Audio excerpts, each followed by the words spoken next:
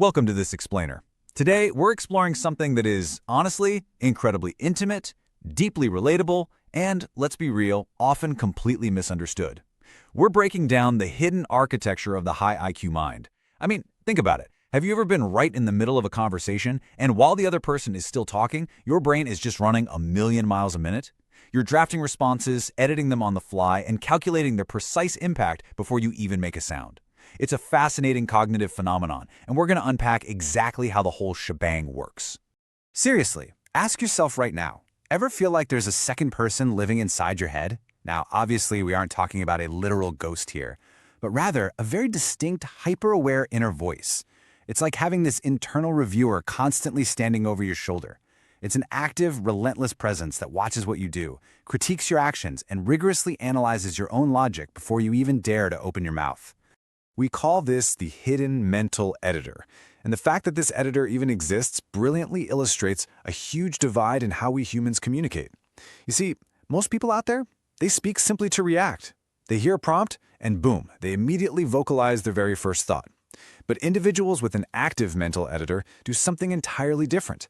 They possess this hidden filter that processes every single word internally first. They're practically beta testing their sentences, running them through a total gauntlet of logic and empathy long before those words ever leave their lips.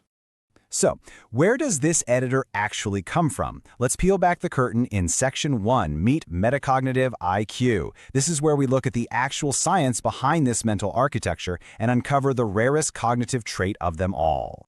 What's really fascinating here is how this completely shatters our traditional understanding of intelligence. Most of us just assume intelligence is about being the fastest at puzzles or, being a math whiz, that standard logical analytical score we've all heard about a million times.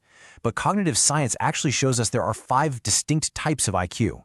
We've got logical, verbal, spatial, emotional, and then we have the 5th piece of the puzzle, which is metacognitive IQ. And let me tell you, this is absolutely the rarest slice of them all.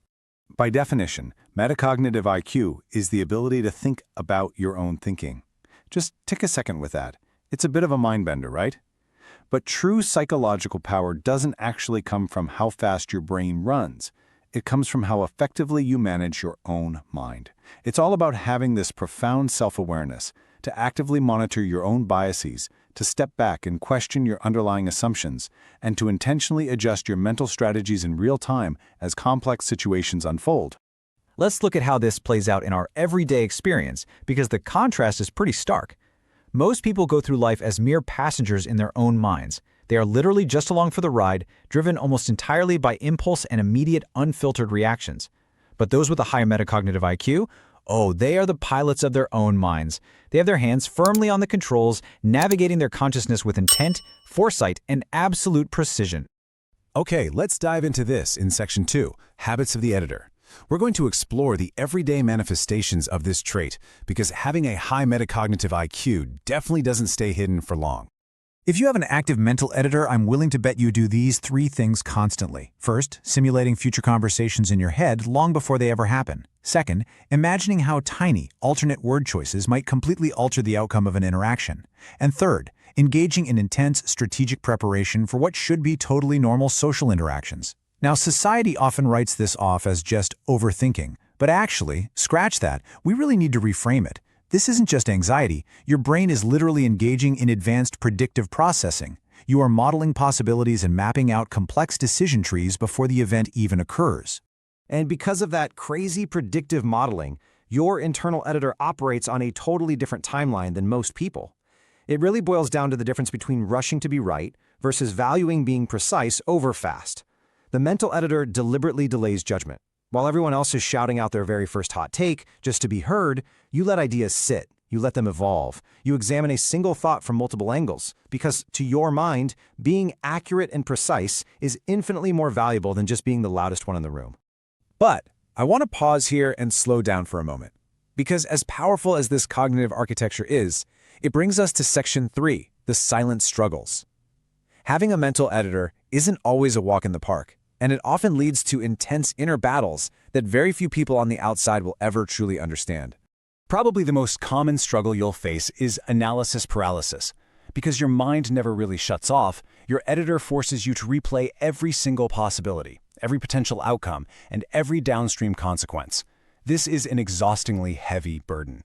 I mean, it can make incredibly simple, mundane decisions feel like absolute monumental tasks.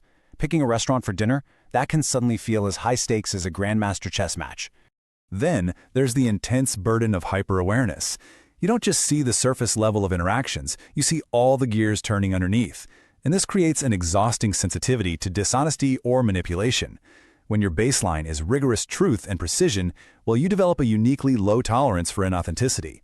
Navigating a world full of small talk and half-truths can be incredibly draining and honestly quite isolating in everyday social environments. So practically speaking, how does this hyper-awareness actually apply when you're just sitting in a room? Well, you are constantly noticing subtle behavioral shifts in the people around you. You instantly detect verbal contradictions when someone is speaking, and you're pretty much always sensing hidden motives. It's kind of like having a superpower that you can't quite turn off. You spot things that most people completely miss. But the undeniable trade-off is a frequent feeling of isolation because you're experiencing this highly detailed version of reality that others are entirely blind to.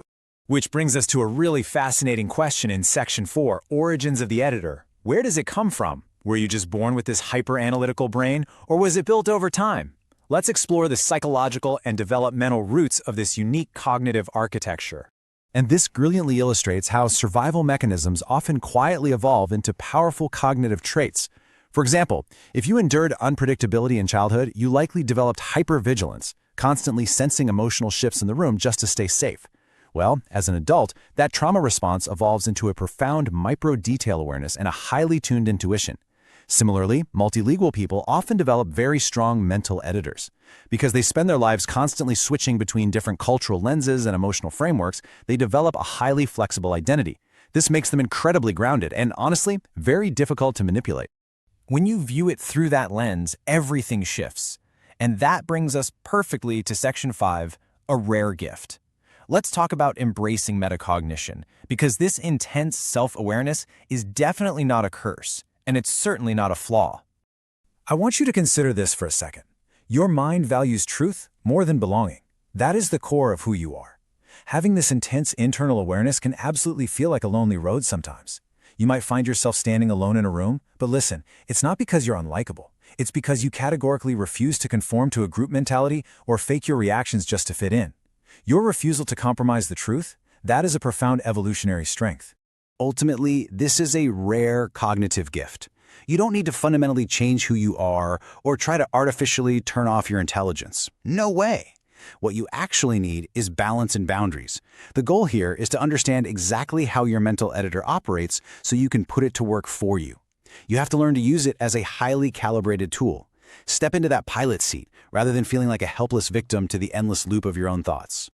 We've covered a whole lot of ground today, mapping out the architecture of the hidden mind. If you recognized your own mental editor today, you know, the predictive overthinking, the pattern reading, the hyper-awareness, or just that distinct feeling of being a bit too real for the room, I want to pose a final thought to you. Which of these habits or struggles felt the most personal to you? Take control of that metacognition and let's talk about it in the comments below. And hey, if you're tired of surface-level explanations and want to keep exploring the deep psychology that exposes the truth about who you really are, make sure to subscribe. The mind is a vast territory, and we're literally just getting started. See you next time.